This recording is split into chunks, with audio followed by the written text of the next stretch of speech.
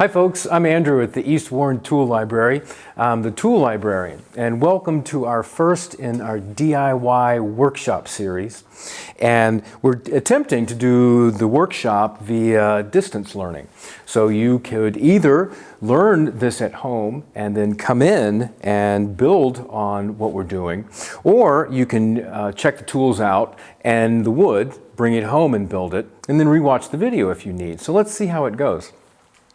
Today is part one of a two-part series on building a wine rack. Today we'll build the outer box of the wine rack, and then next part we'll build the inside cross members in which to put the wine.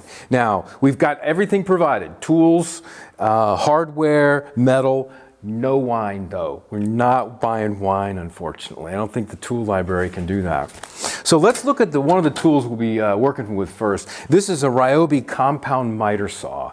Really, really cool tool. And then notice we have this dope bench right here. I totally love it. We bought it business. They were going out of business, unfortunately, and we were able to pick it up.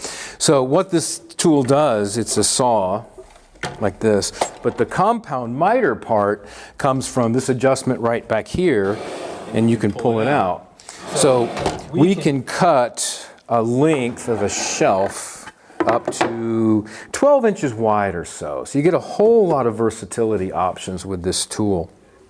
So in making our box, we're going to make each side of the square of the box 16 inches. I've already drawn my line, my cut line, and I cut this one, and then we'll start assembling everything.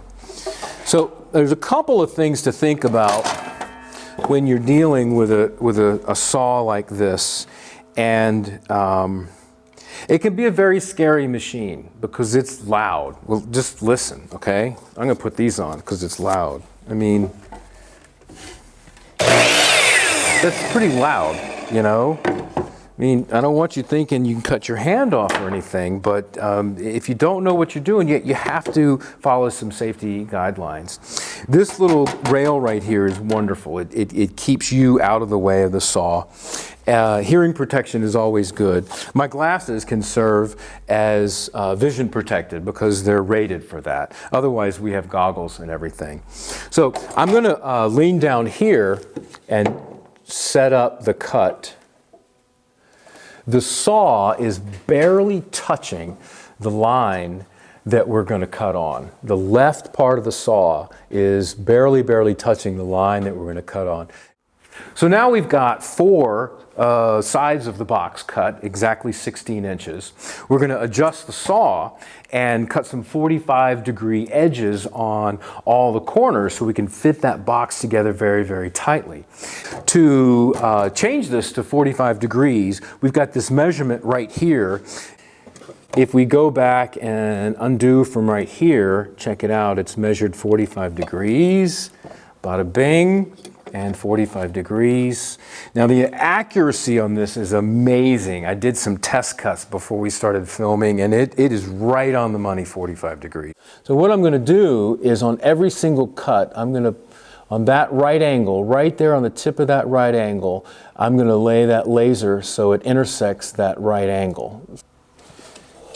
So I've lined it up nice and accurately. I'm going to return standing to my safest position, pushing down with my left hand and pushing to the left a little bit. And here's where it might get a little scary for some people that don't have a lot of experience in this. Well, I'll just pre-cut stuff for you. It doesn't matter.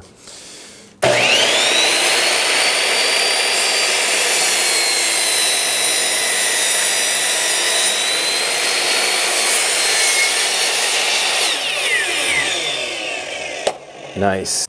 Now we have our four sides of our square cut, and they're all 16 inches. This is an amazingly accurate tool. The compound miter saw, if you compare them, I mean, they're pretty much exact. So we're going to clean up the area a little bit, and just cheap paintbrushes work wonderfully for that, because we're going to be using some wood glue, and if we have some dust between the pieces, you know, it's better just to get rid of that dust. So the wood glue is actually sticking to the wood. We're going to set this up in a square. So we've set it up in a square. I'm going to put wood glue between all the pieces. And then I'm going to take this ratchet here, go around the perimeter, pull it all tight, and then continue the assembly. All right.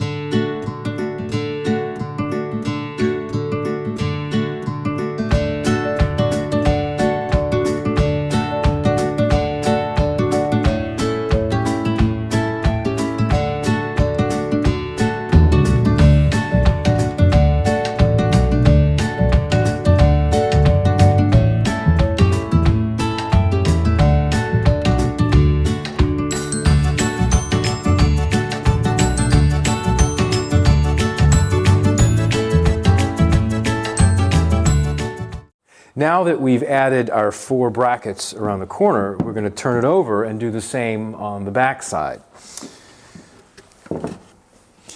Now we've finished both sides for the 4 brackets. Let's take it apart and see what it looks like.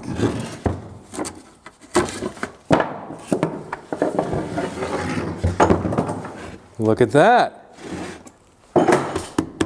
Part 1 of making a wine rack, and we have a very nice sturdy box. This box is, you could put a good deal of weight on the top and it's not going on anywhere. So in the inside, part 2 of the DIY workshop series, we'll make the cross members, one there and one there, for our wine rack. And you could take this project so many ways. You could stain this, like I mentioned earlier. You could put different hardware. You can even put hardware on the inside. You could get a lot more extravagant and do some joinery work. But there you have it, a wine rack. If you want to come in and get the wood, you can work here. I'll pre-cut the 45-degree angles if you'd like. Or you can check out the tools and take it all home and do it. And I'll publish the part 2 of the series here in a few days. Thanks a lot. Hope you enjoyed. Stay safe, Detroit.